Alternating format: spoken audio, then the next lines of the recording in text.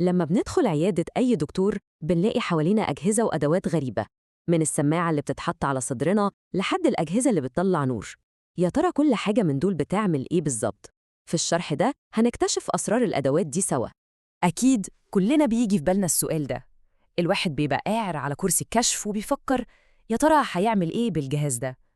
بس الحقيقة إن كل أداة من دول بتحكي جزء من قصة صحتنا، ولما نفهم دور كل أداة القلق ممكن جدا يتحول لثقة وطمأنينة.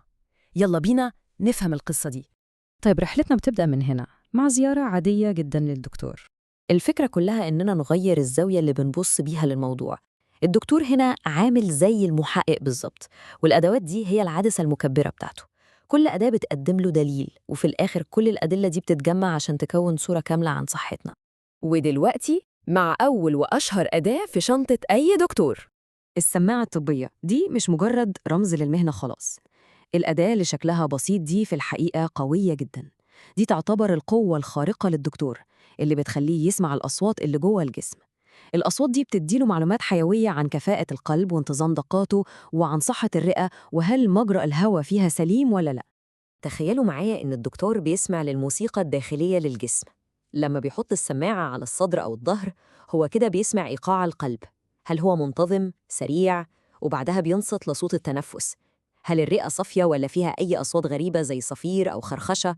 الأصوات البسيطة دي هي أول خيوط بتوصله للتشخيص الصح. طيب الأصوات ادتنا أول خيوط القضية، لكن عشان الصورة تبقى أوضح محتاجين نبص جوه. وهنا بيجي دور الأدوات اللي بتدينا نظرة للأماكن اللي مش بنشوفها في الجسم. هنا بنشوف أداتين شبه بعض، لكن كل واحدة ليها مهمة مختلفة تماماً. الأول هو منظار الأذن أو الأوتوسكوب، وده بيخلي الدكتور يبص جوه قناة الأذن ويفحص طبلة الأذن عشان يتأكد إن مفيش أي التهابات. أما التاني منظار العين أو الأوفسالموسكوب، فده بيكشف قاع العين. والمدهش بقى إن الدكتور من خلاله ممكن يكتشف علامات لأمراض تانية في الجسم زي السكر أو ارتفاع ضغط الدم. يعني أداتين بيستخدموا الضوء، لكن كل واحدة بتكشف أسرار مختلفة. سمعنا وشفنا، دلوقتي جه وقت الحقائق المجردة، لغة الأرقام. لأن الأرقام ما بتكدبش، خصوصاً لما الموضوع يتعلق بصحتنا. الترمومتر أداة كلنا عارفينها طبعاً. مهمته ممكن تبان بسيطة، لكنها أساسية. هل في سخونية ولا لأ؟ السخونية دي عاملة زي جرس إنذار الحريق بتاع الجسم، علامة واضحة إن جهاز المناعة بيحارب مشكلة ما. والترمومتر هو اللي بيساعد الدكتور يسمع صوت الجرس ده بوضوح. وهنا بيجي الرقم المرجعي اللي بنقيس عليه: 37 درجة مئوية. ده المتوسط الطبيعي لحرارة جسم الإنسان السليم. أي ارتفاع ملحوظ عن الرقم ده بيدي إشارة للدكتور إن في معركة شغالة جوه الجسم ومحتاج يتدخل. نيجي بقى للجهاز اللي بيضغط على الدراع ده، جهاز قياس الضغط، أو اسمه العلمي سفيجمومانوميتر.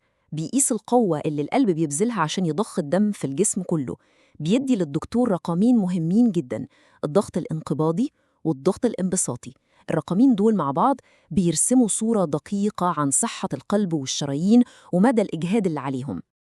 أوكي، دلوقتي بعد ما جمعنا كل الأدلة دي من صوت وصورة وأرقام، تعالوا نركب الصورة كاملة مع بعض. يبقى كده عندنا السماعة للسمع، منظار الأذن والعين للنظر، ترمومتر للحرارة، وجهاز الضغط عشان قوة الدورة الدموية. كل أداة من دول بتقدم قطعة لا غنى عنها من بازل صحتنا. والجملة دي بتلخص الفكرة كلها. مفيش أداة واحدة بتقول القصة كاملة. الموضوع فعلا عامل زي تجميع قطع البازل. الدكتور بياخد قطعة من كل أداة عشان في النهاية تتكون عنده صورة واضحة وكاملة عن حالة أي شخص، وبناء عليها يقدر ياخد القرار الصح. في النهاية لازم نعرف إن الأدوات دي مش مجرد حديد وبلاستيك، دي جزء من شراكة. دي تعتبر اللغة اللي الجسم بيتكلم بيها مع الدكتور عشان الكل يشتغل مع بعض لهدف واحد، وهو الحفاظ على أغلى حاجة عندنا، الصحة. وده بيوصلنا لسؤال أخير ومهم جدا. بعد ما فهمنا إزاي الأدوات دي بترسم صورة دقيقة عن صحتنا حتى قبل ما نحس بأي أعراض، بنرجع نسأل: يا ترى إيه الأهمية الحقيقية للكشف الدوري المنتظم؟ سؤال يستاهل فعلا نفكر فيه.